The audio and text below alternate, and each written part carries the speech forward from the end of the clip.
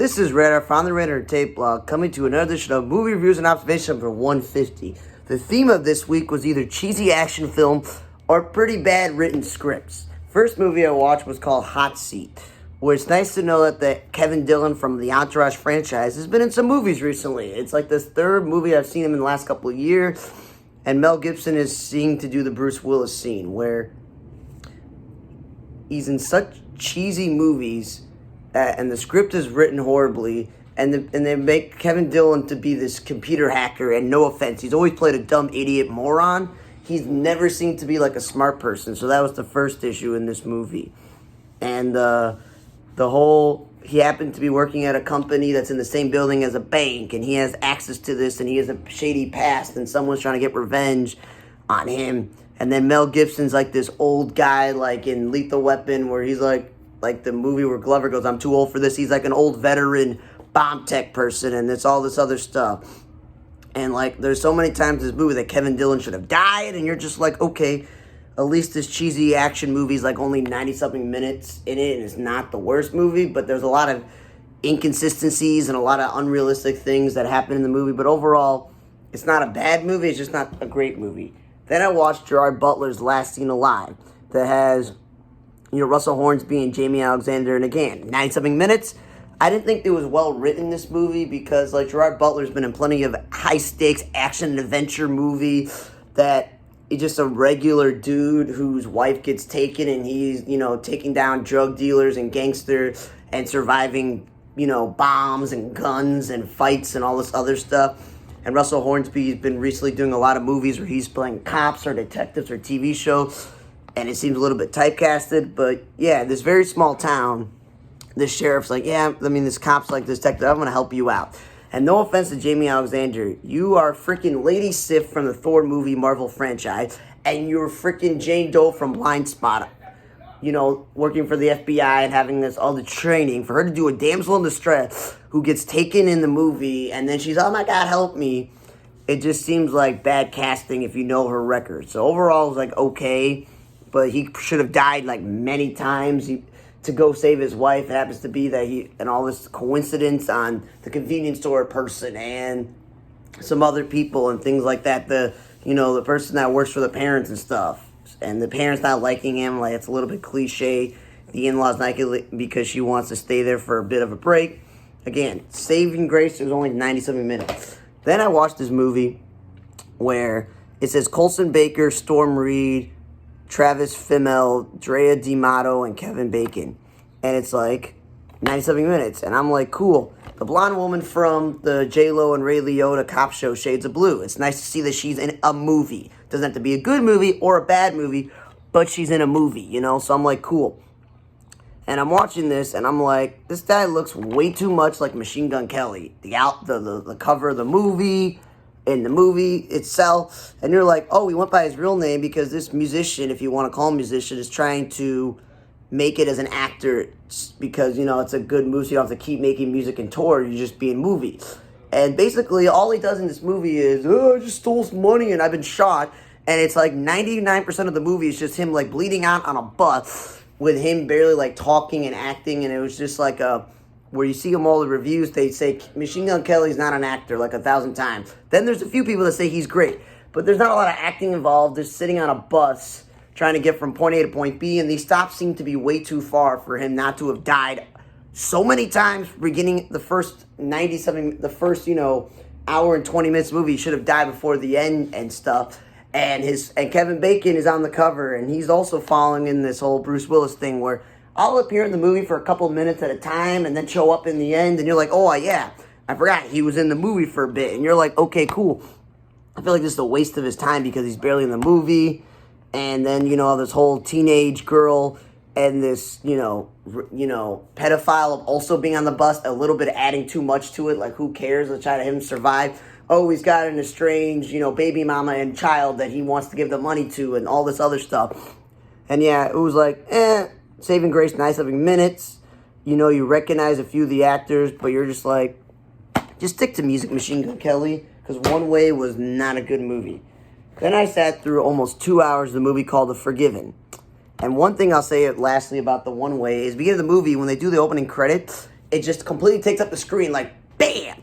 This person, that person, it's in your face. And that's not really how you think you should do credits beginning of the movie.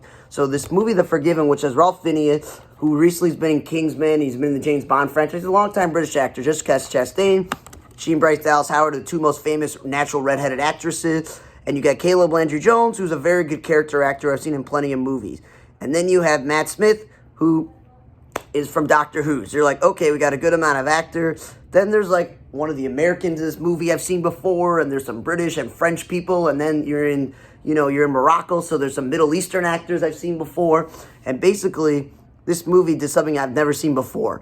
They literally had the credits going at the beginning of the movie, but not as obnoxious as One Way. But you know how they tell you all the special effects and all the set people and all this and stuff? So it's literally the long credits just hanging on the screen and you can't see what's going on. And I'm like, that's a really bad decision. And it felt like the credits were dragging on. I'm like, it's not a horror film where they rush to show the credits, most of them in the beginning, because most horror films are 80 or 90 minutes and you just want to get to the point of the movie so you don't want to deal with the credits and stuff. So I'm like, that's an interesting take. And the movie basically ends, and then the movie's over and says the end. No credits, no nothing, because they rolled through them at the beginning. So, mind you that you sit through this whole movie, and it just ends. And the whole movie is basically Ralph Fiennes is whatever type of businessman, and he's friends with Matt Smith, who the Arabs are referring to as the derogatory word, that own this weird castle in the Moroccan desert, and it's weird.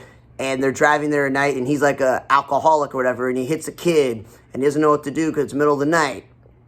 And Matt Smith and his, gay husband, Caleb Landry Jones, have money and influence, so they're trying to, like, sweep it under the rug, blah, blah, blah, blah. Not sure if you can trust local law enforcement. So the whole movie is in, like, what are they trying to do? And then the other part of the movie is him basically not wanting to pay for it, and go to prison, which, fine, he went to prison, he had to pay for it, he moved on, or there's like revenge or something. That they basically said, nah, we're not going to do any of that until later on in the movie, and you spend a good chunk of the movie with him traveling to the guy's village, and this dude seems to have some influence in his village, even though they're poor. I don't get it. It's a little bit confusing and wasteful. And then there's this driver who speaks English, and they're having this thing, and I'm like, this is silly and this is wasteful. She cheats on her husband with the American guy, and you can see that happening because she thought maybe her husband wouldn't come back alive. And of course, you go through all this crap, all these wasted characters and wasted scenes for almost 2 hours. And I'm sorry to blow the ending, but as I mentioned at the beginning of the movie, you thought he'd been arrested, had to pay the person off or be killed. He dies. Basically, the person he killed's friend kills him in the end with a gun, and the movie just ends like that. And I'm just like, okay, thanks for wasting almost 2 hours of my life with the weird credits blocking the front of the movie and all this extra nonsense just for him to die when he could have died, like, in the beginning of the movie. He could have just been done with this. It's such a waste of time and a waste of my opinion of Ralph Fiennes' acting ability. Chastain, and not so much in this movie.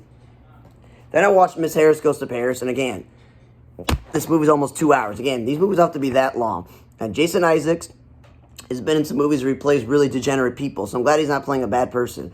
Most of the people in this movie, I never knew them before. I didn't know them by name. And it's basically this woman's husband died years ago in the war. And instead of, moving on from it, she just continues to be a housekeeper with her black friend, and they do the same routine over and over, and she's taking care of all these rich, obnoxious people, and she wants to buy this dress. So she goes, I'm going to go all the way to France to buy the Dior dress from them in person, even though it's all for the high-class people, and she gets involved, and the woman who doesn't like her, but then she grows on the woman who's in charge, even the head Dior guy, and then the accountant she lives with, and all the showgirls and all the sewers and all the people making the dresses, and she has to live in Paris, and she has this whole life where she's having all this fun. And I'm like, I wouldn't call this a drama per se, I'd call it dramedy, because there was a lot of humor in there. It was more fantasy more than reality. And it was like, okay, really don't know this person, but she did a good job in this movie, and it's age appropriate, it's PG. And I know it's a little bit long to get through, but even she wins over the people that don't like her and stuff, some cliches and stuff, and she thinks she's in love in Paris, but it's not, and it's just all this other stuff, and it's like an interesting adventure dramedy, fantasy movie of a woman in poverty trying to live amongst the rich and wealthy and the popular, and just see how it goes, and stuff like that. It was okay. I don't think it was the best movie I watched. I think it was just okay. Then I watched the movie The Good House with Sigourney Weaver and Kevin Kline. I don't know when's the last time I watched a movie with Kevin Kline or a movie with Sigourney Weaver, but you had some actors in here, like my roommate pointed out, the woman from, The Christmas Story, like she was in it. We haven't seen her in a while. Marina Baccarin has been so many things, mostly TV shows that I don't like her in, and okay movies here and there. And Rob Delaney was in the movie, so I've seen him before. And there was like a long list of people I've seen before. And basically, she does a really good job based on this best-selling novel where she is a successful real estate agent in this Northeast, New England, Massachusetts area where all the rich people and houses and stuff. And she's a real estate agent, and she breaks the fourth wall. She narrates and she tells people every little detail. And I think that's a little bit odd and interesting, but I like that. And she's basically, her only issue is she's drinks too much and her family was worried about her, and she's got a college daughter who's a struggling artist and a married daughter who's married with kids and stuff. And while this was happening, in her life, her best friend coworker takes her clients, and her husband leaves her for being gay, and she pays alimony and all this stuff, and she's trying to keep it together. And the whole point of the movie is, as much as she wants to keep it together and say that everything is good, like The Good House, it's really not. And she rekindles a relationship with Kevin Kline, a high school sweetheart, and it was an interesting enough movie. And I felt like based on the writing and the acting by all the famous people in this movie, and it was only an hour and 43 minutes of credits, it was probably the best movie I watched this week, because from beginning to end, you actually really wanted to know what was happening. There was some confusing moments, but overall good. And then I was actually watching that movie, Kill Your Darlings, for about an hour or so, the movie with, Harry Styles and all the other people. But again, it skipped 2 or 3 times, and then it wouldn't go, then it skipped so much into the movie, I was confused, and I wasted an hour of my life there. So I said, let me watch something else. So I watched this movie called Pearl. Supposedly, it's an extraordinary origin story from the guy named T. West. It's a follow-up to the year's most acclaimed horror film. And I don't understand this, but it was literally one of the most boring movies I've ever watched. A girl's on a farm, and her father's ill, and her mother is making her do all the work, and she doesn't want to do that. She wants to go to Hollywood and be famous. It's so many other movies where dysfunctional family, like Cinderella, where she's trapped and she can't go anywhere and she wants to leave. Her husband lost in the war. Her sister-in-law barely comes and helps her out. She's seeing somebody, blah, blah, blah. And the whole movie is okay, she wants to become a star. And then you know what happened? Her mother won't let her become a star. So because it's a horror film, she kills everybody that's preventing her from living her life. And the movie just ends with her husband coming home from the war. And I'm okay, I sat through an hour and 40 minutes of this movie for it to be so many other movies where dysfunctional family, horror film, she snaps and kills people, and she wants to get away from this life. And not a great movie. It's one of the worst movies I ever watched in my life. I really wish I was able to finish Kill Your Darling. But the best movie I watched this week was The Good House. And then I will say the second best movie I watched this week was Miss Harris Goes to Paris, because it was, good enough to watch through the whole entire thing. Kevin Bacon, Machine Gun Kelly, Gerard Butler, Kevin Dillon, Mel Gibson. These cheesy action movies are not good. Worst movie ever in Pearl, and The Forgiven was just a waste of 2 hours of my life. Thanks again for listening to Movie Review Observations, number 150. For On The Entertainment Blog, I'm Ritter. See you guys next time.